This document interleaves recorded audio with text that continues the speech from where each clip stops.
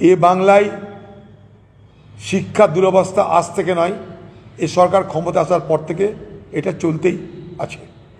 শুধু শিক্ষা নয়, শিক্ষার পাশাপাশি স্বাস্থ্য এক অবস্থা।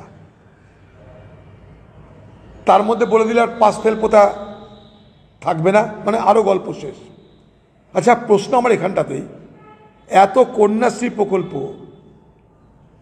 এত যুবশ্রী প্রকল্প, এত কোটি কোটি টাকার জন্য খরচ, এই শিক্ষার জন্য খরচা হচ্ছে বলে পশ্চিমবঙ্গের মুখ্যমন্ত্রী দাবি করেন, তার ফলাফল এটা কেন, তার আউটপুট এটা কেন? পশ্চিমবঙ্গের যে কোনো পরিবারের কাছে যান, তারা কখনো সরকারি স্কুলে তাদের পরিবারের ছেলে মেয়েদের ভর্তি করতে চায় না যদি বেসরকারি স্কুলে পড়ানোর মতন পয়সা থাকে। এবং পশ্চিমবঙ্গে যারা মেধাবী ছাত্রছাত্রী, তাদের যদি ঘরে পয়সা থাকে, তারাও বাংলায় অন্তত পড়াতে চান না, তারাও বাইরের রাজ্যে পাঠিয়ে চান। এটা কিন্তু বাংলার চেহারা। তাই স্বাভাবিকভাবেই বাংলার শিক্ষা ব্যবস্থা আজকে সম্পূর্ণ ধ্বংসের মুখে, কারণ সম্পূর্ণ শিক্ষা ব্যবস্থাটা তৃণমূলীকরণ হয়েছে।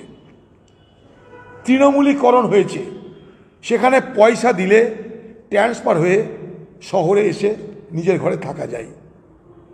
তা গ্রামের স্কুলে যাবে কে? সব শিক্ষক শিক্ষিকা শহরে কি করে এসছে? নেতাদের পয়সা খাইয়ে। তাই স্বাভাবিকভাবেই গ্রামগঞ্জে স্কুলে শিক্ষকও নেই, শিক্ষিকাও নেই। বিল্ডিং আছে, সে বিল্ডিং করতে পয়সা মারার ব্যবস্থা আছে, কিন্তু শিক্ষক শিক্ষিকা খুঁজে পাওয়া যাবে না।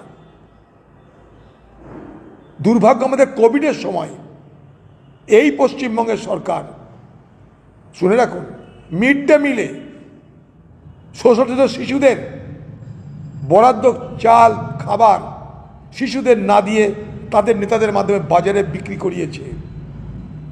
তাদের আগামী ভবিষ্যতের প্রজন্মের জন্য দরদ থাকবে কোথায়?